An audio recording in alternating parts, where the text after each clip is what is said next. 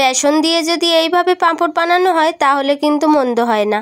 আমরা যে বাজার থেকে যে প্যাকেট পাঁপড়গুলো কিনে আনি বেসনের পাঁপড়, সেগুলো কিন্তু এমনটাই হয়।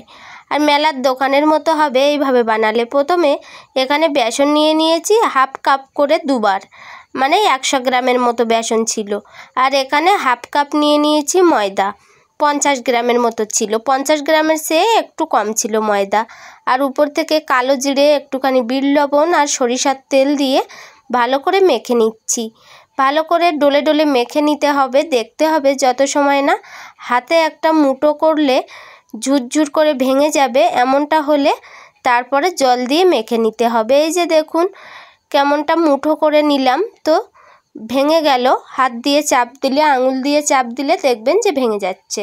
তো এখন জল দিয়ে মেখে নিচ্ছি ভালো করে মেখে নেবার পর একটা ডো আকারে হবে, একটু আঠালো আঠালো টাইপের হবে। তো এটাকে আরও ভালো করে মেখে নেবার পর একটুখানি সাদা তেল উপর থেকে দিয়ে মেখে নিচ্ছি, যাতে হাতের গায়ে না লেগে যায়। আর এখন দেখুন এটাকে 10 মিনিটের মতো ঢাকা দিয়ে রাখছি। 10 মিনিট পর আরেকটু ভালো করে মেখে নিলাম। মেখে নেবার পর লম্বা আকারে শেপ দিয়ে কেটে নিলাম, যাতে পাঁপড়গুলো ছোট বড় না হয়ে যায়। আর এখন কেটে নেওয়া হয়ে গেলে গোল গোল করে হাতে পাকিয়ে নেব, যাতে পাঁপড়গুলো খুব সুন্দর গোল হয়। এখন এগুলোকে বেলনিতে বেলে নিতে হবে। আর বেলে নেওয়ার আগে আরও একটা কাজ বাকি আছে।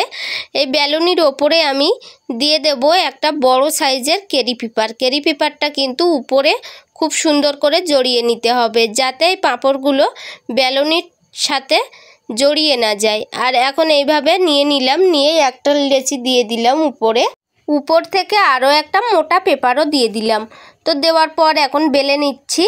আর খুব সুন্দর করে চারিপাশটা সমান করে বেলে নিতে হবে, যাতে পুরু বা পাতলা না হয়ে যায় এখানে।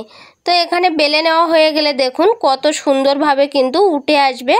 উপরের পেপারটা তুলে নিতে হবে, নিলে কিন্তু আর নিচের দিকের পেপারের গায়ে লেগে থাকবে না, খুব সুন্দরভাবে উঠে চলে আসবে। এইভাবে হাত দিয়ে একটু চাপড়ে নিলাম, নিয়ে উপরের পেপারটা তুলে নিলাম, নিয়ে এখন একটা পাঁপড় আমি রেডি করে নিয়েছি। তো এইভাবে সবগুলো পাঁপড় আমি বানিয়ে নিলাম। এখন রোদ্রে দিয়ে দেব।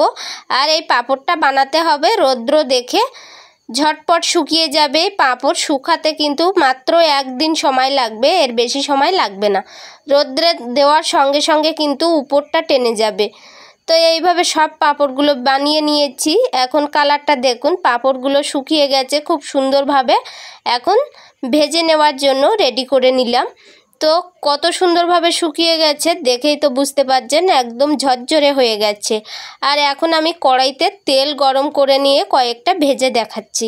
তো তেল গরম হয়ে গেলে দিয়ে দিয়েছি একটা। দিয়ে দেবার পর কিন্তু এটা সঙ্গে সঙ্গে ভাজা হয়ে যাবে, 10 সেকেন্ডও লাগবে না, ভাজা হয়ে যাবে এই পাঁপড়গুলো।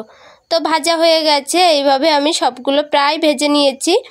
তো ভেজে নেওয়া হয়ে গেলে এখন পরিবেশন করে দেখাচ্ছি কেমন হয়েছে। পাঁপড়গুলো দেখুন কতটা দেখতে সুন্দর লাগছে।